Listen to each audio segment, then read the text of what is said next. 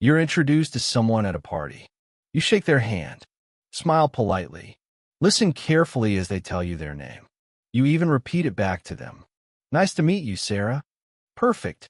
10 seconds later, the conversation continues, and suddenly a strange thought appears in your mind. Wait, what was her name again? You panic, not visibly, internally. You keep talking while desperately searching your memory. Sarah? Samantha? Sophie? Something with an S. Maybe. And then comes the worst part. 20 minutes later, someone asks, "How do you know her?" And you realize you have absolutely no idea what her name is. If that sounds familiar, you're not alone. In fact, some people can remember faces for years while forgetting names within minutes. And despite what many assume, this usually has very little to do with intelligence. Because forgetting names isn't necessarily a memory problem. It's often an attention problem, and that's where things get interesting. Most people assume memory works like a camera. You see something, your brain records it, then you retrieve it later. But psychologists have known for decades that memory doesn't actually work that way. Before the brain can remember information, it first has to decide that the information matters. And names are surprisingly difficult in this regard. Think about it. If I tell you someone's name is Michael, what does that actually tell you? Almost nothing. A name doesn't explain who they are, what they do, what they believe, or why they're important to your life. It's simply a label, and the brain tends to prioritize meaning over labels. Psychologist Daniel Schacter, known for his work on memory, has pointed out that forgetting often occurs not because information disappears, but because it was never encoded strongly in the first place. In other words, the problem isn't retrieval, it's registration. Your brain never fully stored the name to begin with. And that happens more often than people realize. Because when you're meeting someone new, your attention is usually somewhere else. You're wondering how you appear. What are you going to say next? Whether you're making a good impression. The brain is busy managing the social interaction. The name becomes background noise. What's fascinating is that people who frequently forget names are often highly socially aware. Not less aware. More. They're paying attention to facial expressions, tone of voice, body language, emotional signals. They're reading the room, which means the brain sometimes allocates fewer resources to remembering a simple label. It prioritizes understanding the person over memorizing their name.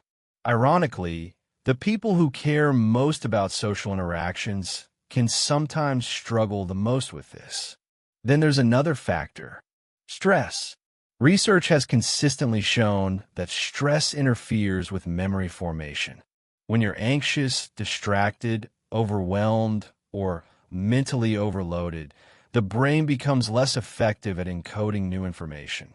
And introductions often happen in exactly those conditions. Networking events, meetings, parties, social gatherings, situations where you're already processing dozens of things at once. So when someone says their name, the brain doesn't always treat it as essential information. It files it away weakly, if it files it away at all. But here's something most people never consider. Names are actually one of the hardest types of information for the brain to remember. Faces have visual features. Stories have context. Events have emotions attached to them. Names often have none of those things. They're arbitrary. A psychologist named Deborah Burke spent years studying why names are particularly vulnerable to forgetting. What she found was that names tend to have fewer mental connections than other types of information, and fewer connections make retrieval harder. The brain loves networks.